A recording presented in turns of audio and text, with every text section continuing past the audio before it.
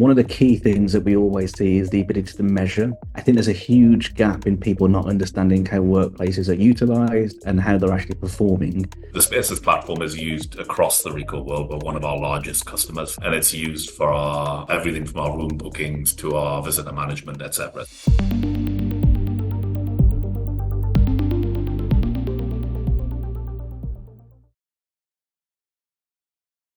Hello and welcome to In the Spotlight with Quocirca, the definitive podcast on digital disruption in the print industry. I'm Louella Fernandes, CEO of Quocirca, and this series is brought to you in collaboration with Microsoft Universal Print. Today we're diving into the challenges and opportunities of modern workplace transformation. Many businesses are struggling to adapt to hybrid work, optimize efficiency, and embrace digital innovation. To help us unpack these critical issues, I'm joined by Nathan Thomas and Paul Birkett of Ricoh Europe. We'll be exploring how Ricoh is empowering its customers to navigate these changes and build future-ready workplaces. So welcome to the show, Paul and Nathan. Thanks, Louella. Lovely to see you again. I'm really looking forward to the conversation. Hey, Louella. Looking forward to it. So before we get into the conversation, could I ask you both to introduce yourself and tell us a bit about your career history? So if I could start with you, Paul. Yeah, thanks, Louella. Paul Birkett. So I'm the Vice President of Strategic Portfolio at Ricoh Europe, which involves the management of the products that we sell, the enablement of the functions to drive and deliver those products, and the commercial needs for the go-to-market channel as well. Hi, I'm Nathan. So I head up product for Ricoh Europe at the moment. So I'm responsible for trying to be as much of a visionary as possible, but also focus on tangible outcomes that we can actually deliver to our customers and hopefully change the face of workplace experience for everybody. So workplace experience is really a broad term and can mean many different things to different organisations. Paul, could you tell us what workplace experience means to Ricoh and your take on the market today? Yeah, certainly. So when we look at the market, Louella, I think we've been through a fairly tumultuous last 4 or 5 years across business and in fact, even in our personal lives. And as a result, there have been multiple different stages in terms of how businesses view the workplace and the role the workplace plays. During the pandemic, obviously, it became the home, and then post-pandemic, it became hybrid. And now we've got the return to work model, where many companies are trying to encourage people back into the office. What was consistent through all of these phases, and probably will be consistent in every phase as we go forwards, is that the place that people go to complete their work needs to support them in a number of ways. It needs to give them access to technologies that help them to do their job more effectively.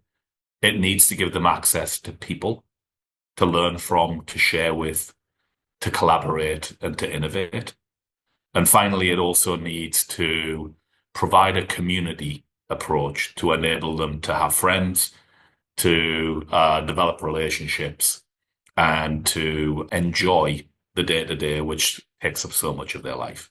All of these together at Ricoh we view as workplace experience. It's a collaboration of the physical working environment with the person to create something which supports them in their career aspirations and supports the business in getting the most out of the employee. Yeah, for me, it's really making sure we're focusing on what human-centric value really is, because there's a lot of conversations that we have around workplace experience which focus on whether it's process automation or making things smoother and easier, which I think are important. You know, making sure you can get into a room or book a desk. They're important elements of workplace experience.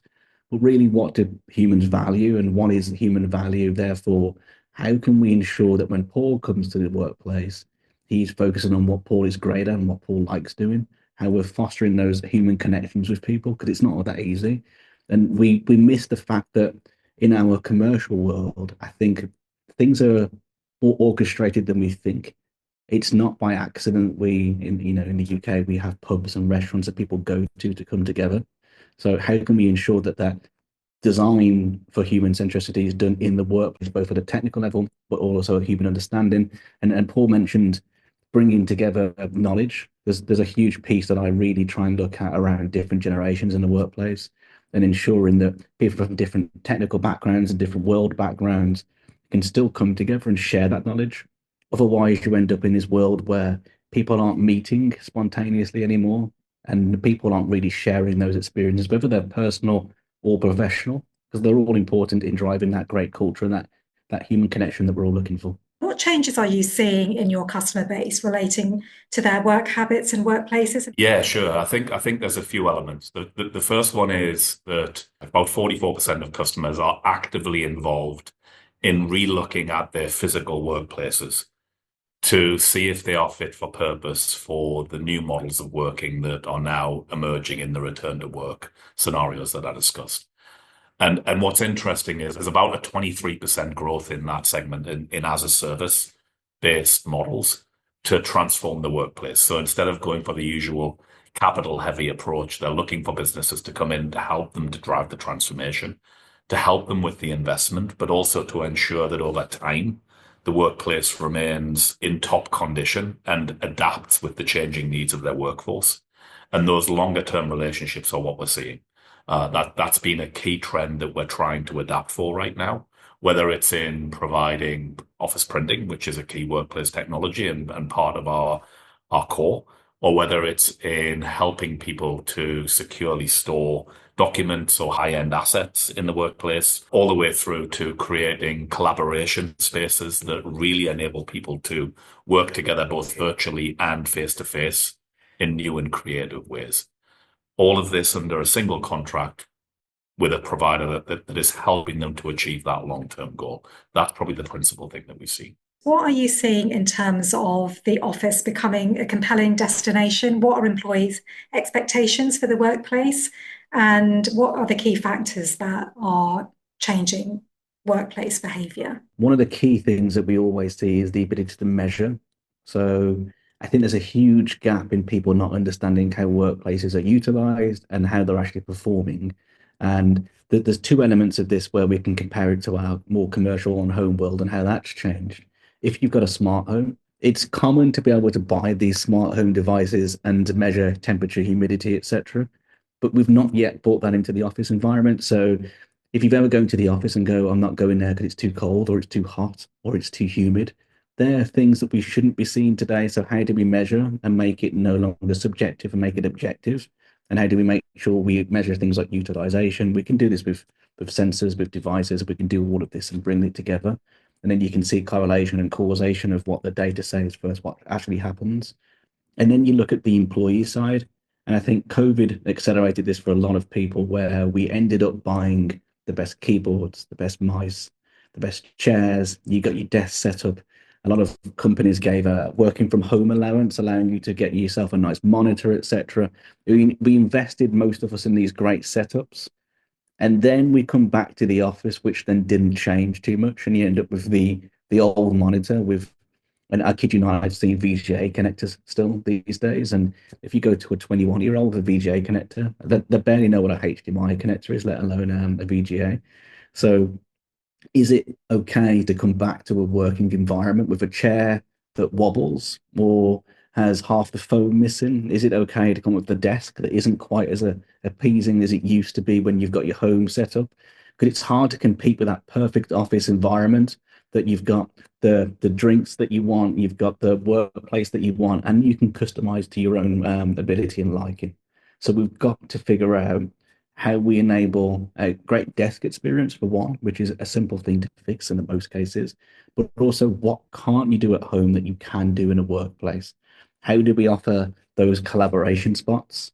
How do we offer places for people to come together and socialize? And how do we offer technology that might just be impractical of at home? And that's one of the reasons why the office that we have, that me and Paul are sitting in today here, is in the center of Birmingham, which, depending on who you are, you might like to actually come here to go out after work and find food. And it's in a beautiful spot next to the canal with outdoor seating area. So it's hard to compete with those things working from home. So it's anything from technology to place, make it a destination. So given the differences in technology requirements from different generations in the workplace, how is Ricoh developing and offering technology that can address organisations and employees' needs in this modern workplace environment? I think one of the simpler things, which is still complex, that we do is just create meeting spaces that work for hybrid working, because meeting spaces were quite straightforward. And what I always say is if everyone's at home, it's easy. If everyone's in the office, it's easy. And the moment you've got a mix, it becomes a bit more complicated. So making sure we install the right environment in so there's meeting areas and collaboration spaces so you can still meet as if you're there, even if you're sitting around a sofa in the office and someone's working from home, all the way down to the security of that workplace, the infrastructure. We've got partners that can help with all of the AV work. The visitor management is a big part that we do at the moment as well. So how do you ensure that guest experience is there? And some of the technology that we work with in Ricoh at the moment that we build ourselves, the software and platform layer, enables us to join everything together. Because the things that I've mentioned, not all of them are always integrated and from one vendor. There's not one super vendor everywhere that's doing everything. So if you want the temperature and the occupancy and the room booking and the AV, you're going to buy this from multiple providers, which adds other complexities.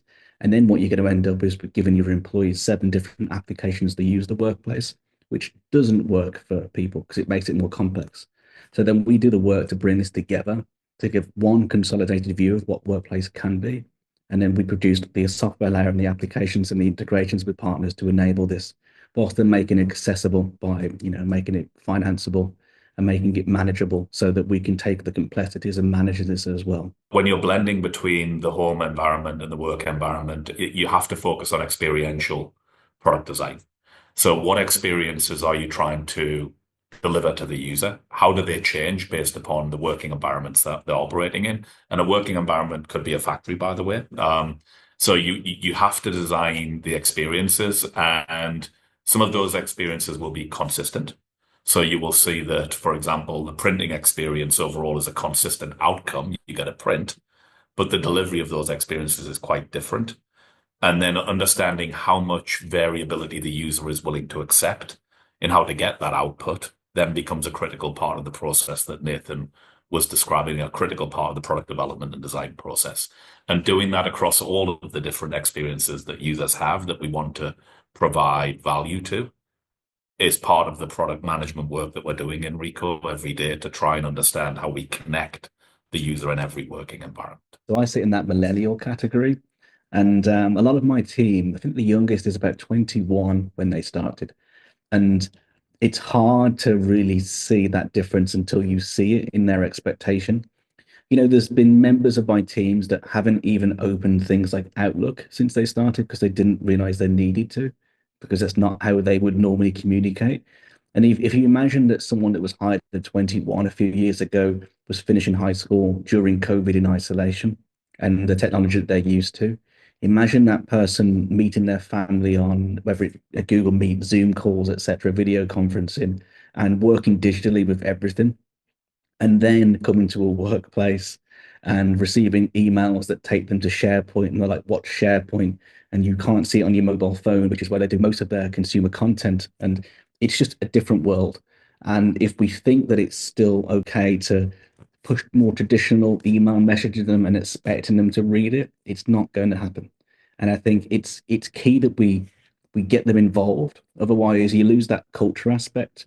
Because what you find with even the younger generations, I think the younger you get them, the more it's like this. But that fulfilling aspect where people now are expecting to join a job for doing something that means something to them and feel that they're part of something and some wider change. And if you can't give them that, then they'll easily go somewhere else. It's not hard for them to go, "I'm going to go somewhere else and do something that matters." And you might be doing something that matters, but if you can't communicate it with them because they're remote, they don't come in. And when they do come in, there's nobody there. And there's no real way to actually get your message across. They'll feel disconnected as a workforce and you will lose them. So, we've got something simple as a VR headset here, and people love it. People come in to play virtual golf and get on the leaderboards. And it's a way to bring these generations together so that the gap isn't so huge. So I wanted to pick up on sustainability, and companies are increasingly focused on ESG metrics, but also looking to operate a smarter and more sustainable workplace. Could you share how Ricoh Spaces is helping customers achieve those goals around sustainability? Yes, thanks, Louella. So, well, certainly from an ESG perspective, there's probably two sides to it. Side number one is the aspirations that the company has for their brand, the aspirations that people have to do right, and to be part of something which actually has a positive contribution instead of a negative one. And then you've got the compliance landscape, which is the ever-changing regulatory challenges that businesses are facing on the other side, which are you must do or you should do, and therefore they are the needed elements. What we're seeing is a lot of businesses are looking at their workplace as a key part of this and a key part of their ESG planning. And the workplace extends, in that case, well beyond the energy consumption, which of course we can measure and manage for them. It extends well beyond the occupancy levels, which of course we can measure and manage for them. It moves into how far are people commuting to return to work. It moves into what's happening when they're at home and what type of energy management are we using there. Going all the way through, if we look at current regulations, to packaging, waste, and all of those other elements as well. So at Ricoh, we're looking at an end-to-end model on this, helping to provide the workplace with sustainable providers, working with a range of partners to help us to do that so we can track environmental impact of things like the packaging of products, the delivery, the shipping of products, etc., in our supply chain. And on the other side, we're looking at helping businesses to understand their building impact and the human impact and put all of that together into a clear set of documentation and information the business can consume, as Nathan said. So it becomes intelligence that they can use to then guide and decide what to do next. Yeah, there's a few ways that we've seen a change in what we're providing customers over the last probably 12 months. We work with a partner called Teva that allows us to do a lot of environmental managing, which is working really well for us. And there's a couple of customers. There's one in Finland recently that we've done a full rollout of environmental sensors in every meeting room and every space in that building. And it's a significant space. It's not small, it's a HQ. And this means that we can measure temperature, humidity, atmospheric pressure, volatile air compounds. And the reality of that is that you can then understand whether the CO2 is too high. Therefore, your focus is probably a little bit lower in that space when it is higher. And it allows you to understand the volatile air compounds, which really just means how polluted is that air and actually how clean is the air. So this can be affected by anything from a chemical spray that's used, which people don't really think about. So if your cleaning supplier is using really harsh chemicals, then you come in the morning, you will know that and you will feel that inside of your body. So how can you then know that if you don't measure the information, as I said earlier on, you've got to measure it to know what you need to change. So we're able to provide these kind of services, which we couldn't before. And also, I don't think there was much demand to do so as before, but now there's an increase in demand, and we've had customers put these in for future requirements, even if they don't feel like they necessarily need it immediately. They know at some point they're going to have to start measuring these things to make a difference, whether it's for the ESG side of things or employee well-being as well. Because again, if you want to encourage people in, if I can say you're not going to get sick during times of sickness in the office because the air quality is really great, it can be as simple as opening a window or a door. So we can notify you sitting in the meeting room that the CO2 is a little high. Maybe if you can open the door, do so. It's an intervention we can put in real time. And, we also measure the energy usage in a building, which is something newly added this year. This gives us the ability to see in real time the energy consumption in your building.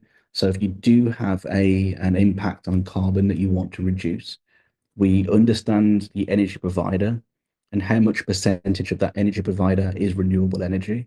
Then based on the energy used, we can calculate how much CO2 you're utilizing in that space. Therefore, you can really start to say, I need to reduce by X. This is where I currently am. And you can prove that you've done that over time, whether that's changing how you fill the floors, whether it's closing things, whether it's turning the power off on the weekend, which we found our air conditioning was on full time over the weekend by implementing our own system. And then we turned it off, saved a lot of cost, saved a lot of carbon. So you mentioned there the importance of data gathering and data analysis.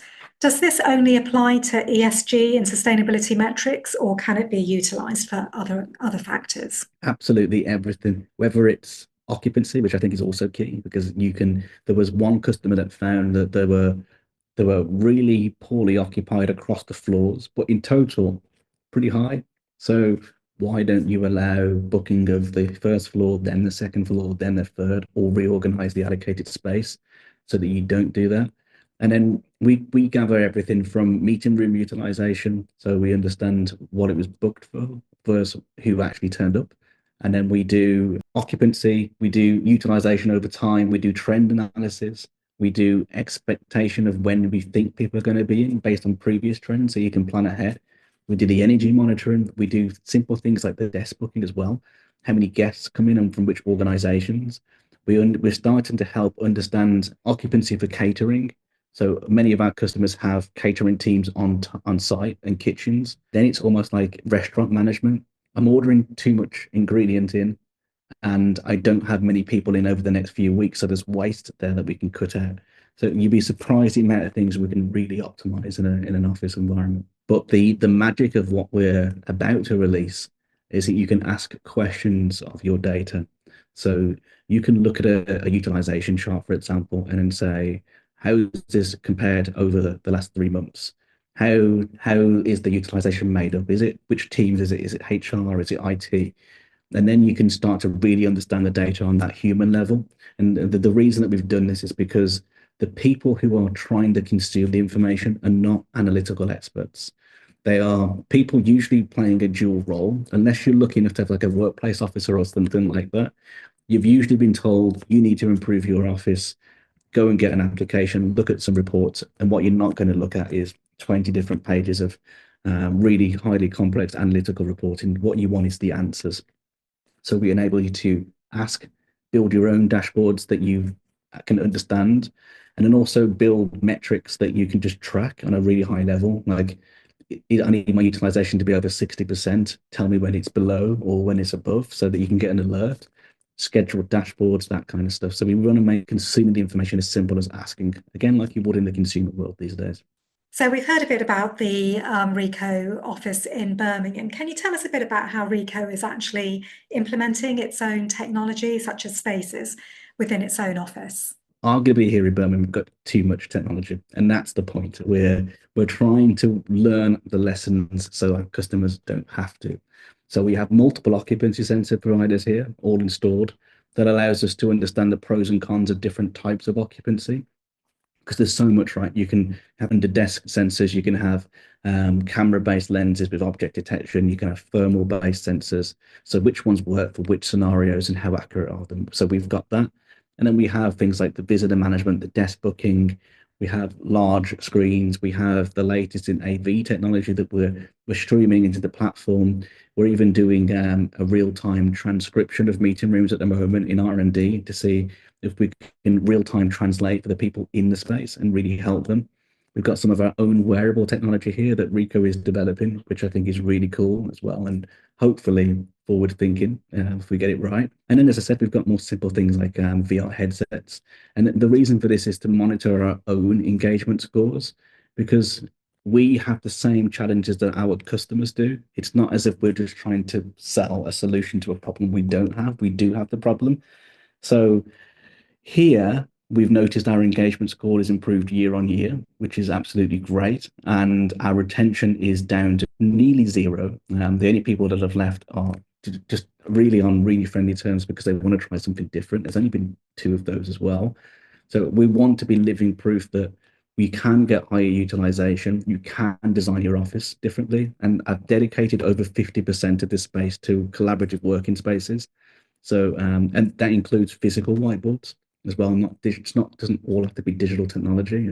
It can be completely physical as well, which means that you get this weird mix of desks, and even the desks are collaborative desks. So you can perch up by the side. There's little stools that we're adding as well. And then you've got clear collaboration areas and only 2 meeting rooms. It's not a huge space, but we've only got 2 meeting rooms because we're trying to encourage people to use space in a different way and actually come together to collaborate. If we're saying the future of offices is in-person collaboration, you don't want to go to an office with 20 meeting rooms and sit on a Teams call and think, I may as well be at home. I've traveled into the office for this. So that's what we want to do. We want to prove it. We want to show it. We want to capture the numbers and show this is what you could have if you design the office a little bit more like this. So just to build on Nathan's points there, so also Spaces is deployed across Ricoh sites around the world, and it's used for our everything from our room bookings to our visitor management, etc. So the Spaces platform is used across the Ricoh world. We're one of our largest customers, or Nathan's largest customers. The location here very deliberately has been set up both as an innovation hub and a customer experience center, because we wanted to provide an opportunity to showcase and demonstrate where the workplace could be moving and some of the areas of innovation which Nathan's team are working on with customers. That was a keen interest for that long-term relationship that I was talking about. They wanted to see, what are we seeing? What are we sensing? And how do we see that impacting users? And in this Birmingham location, we can share that. We've also got more traditional Ricoh workplace technologies, our lockers, our printer, etc., integrated into the working environment seamlessly. So when a visitor turns up, there's somewhere secure that they can store their stuff. And, printing is easy for a guest. You don't really need wayfinding in this office. It's small enough. But imagine if you did at the recent ISE trade show, which was the world's largest AV trade show. We built our stand around almost the model office that Nathan's creating.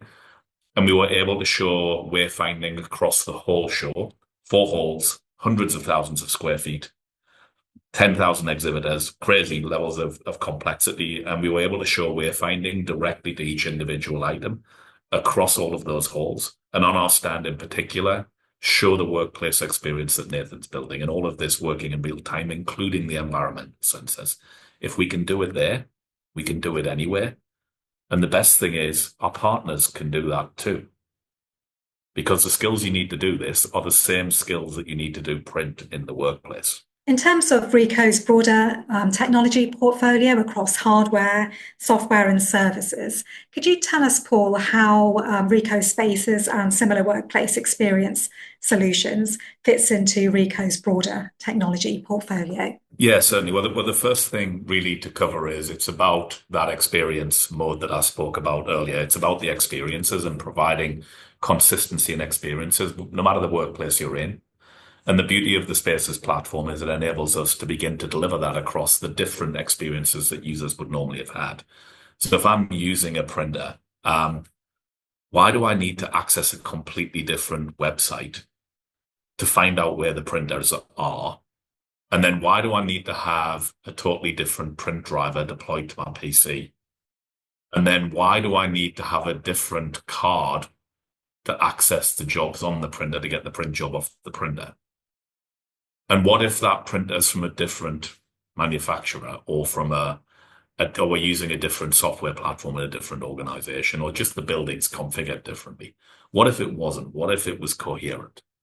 So these are areas we think that there's opportunity. It's the same with meeting rooms. Why, if I've got a Logitech panel running a Microsoft Teams environment, do I need to learn a completely different way of joining a meeting than if I have a Lenovo panel?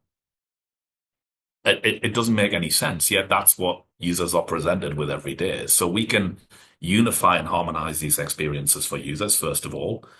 And of course, when you're doing that, with our sensor technology, we're also able to add value to each of these environments by understanding utilization at a level that we couldn't before. And also by connecting it to power consumption data and energy levels, which again are at a level of accuracy that we simply couldn't get before. So suddenly you begin to light up the workplace and the understanding of what's happening, how users are using it, and how you can optimize it more effectively through the reporting platforms that Nathan said. And that runs across print, it runs across lockers, it runs across sensors, it runs across meeting rooms and AV, it runs across displays. All of the areas of Ricoh's workplace technologies eventually come to bear through the Spaces platform. We demonstrated all of this working at ISE. So whilst we're not quite there on every portfolio to the depth I've spoken about, we are there on many of them. And it's only going to get better from here with the work that Nathan and team are doing. It's been really great to hear more about Ricoh Spaces and how it's focused on helping its customers improve workplace transformation and workplace experience. So what's next for Ricoh Workplace Experience? I think it's a hard one because my mind is now challenged with all of the things that I would love to do and what we really think we can do. I think one of the key things that we're really trying to do is really get that human aspect back. So how can we, because Paul mentioned utilization data of rooms, how can we get the human element there as well? So, for instance, we're looking at how we can bring Amazon style ratings to rooms, which isn't something that you see in most of the workplace today. But the best way to get a true opinion of why someone's not using a room or is to ask them and get them to rate it, just like you would on Google Maps, and then start to add a layer of AI to understand that along with the utilization data and give people an answer. So if I know the temperature is not great, the technology is not great because people have said so, and maybe the size isn't that great and the lighting isn't great, I can give you a true answer on what we think you could do to improve it and then measure that improvement over time. I mentioned we're doing a few things around R&D. The key focus here is to try and understand engagement. Everyone talks about utilization, and that is great. Going from zero to understanding utilization can get many benefits. But if you're really striving for that in-person human connection, how are you measuring that? How are you measuring that when you do come to the office, you're not just utilized, but your employees are engaged? They are speaking to people they wouldn't normally speak to and interacting and having those ad hoc conversations. I think we can measure that. There's ways that we can measure it. And there's ways that we can do that in a way that we simplify how IoT is deployed to a workplace as well. There's quite a few different ways that we're looking at. Can't talk about all of them, but there's a few different things that we're doing. And then this dream of the AI being as useful as it possibly can be to people. I don't want to have to use a platform to do anything in the workplace. It's great that you can, and we're simplifying it. But in reality, where consumer technology is going now is that I just want to ask to get what I need done. If Paul has his diary blocked out for the next 3 weeks, which is the reality, probably longer, how can I organize a meeting between 6 different people who are in the same situation and just ask for it to be done and not have to worry about it? And if things change, again, not have to worry about it. If I need to get back to pick one of the kids up from nursery all of a sudden, how do I just say, hey, Rico, I need to rechange my schedule. I've got to leave at 3:30 today. Can you just manage it for me? And the rest happens. That's what's next for me, really. It's making sure that we go that one step beyond that human value. So again, you can focus that when you are coming in, you are focusing on what actually matters and then ensuring that there's a workplace that truly works for people. And Nathan, if I can just build briefly on that as well, that I think for me, there's 2 areas, Louella. Area number one is that we need to make it easier for assets in the workplace to deliver value to the user. Regardless of what the asset is, by the way, you have assets all over everywhere, whether it's a display, whether it's a camera, whether it's a printer, whether it's a locker, whether it's a desk, it doesn't really matter. How do we make it so that that asset delivers value? And there needs to be a way for us to enrich the workplace assets, no matter which vendor they're coming from, by bringing together vendors into our vision of the future. And that's one side of the work that I think we're doing. The other side is the human element, as Nathan said. And from a human perspective, I think it's also how we pivot from the workplace into the work and how we look at helping people to bring their work together. And Nathan touched on it a little bit. He talked about helping people to do things that previously administrative tasks that nobody likes doing, but we have to do. Well, what if we went beyond that? What if it went beyond administrative tasks to those boring, repetitive tasks that our automation businesses and technologies could really help with, but making that as easy as Nathan has described for the workplace activities. So how do we integrate automation into this as well? So users are able to go even further with helping them to do their day-to-day work. And that's probably the second area of focus, I think, as we're working further out that we're looking at. So that brings us to the end of our conversation. I really appreciate you taking the time to join me, Paul and Nathan. It's been really interesting to hear how Ricoh is focusing more broadly on workplace experience and really hear about some of the sophisticated capabilities around Ricoh spaces. So thank you so much for joining me today. Thank you for joining today's episode of In the Spotlight with Quocirca. For more information, please go to quocirca.com and be sure to subscribe to our YouTube channel. Thank you again for joining, and I look forward to seeing you in our next episode.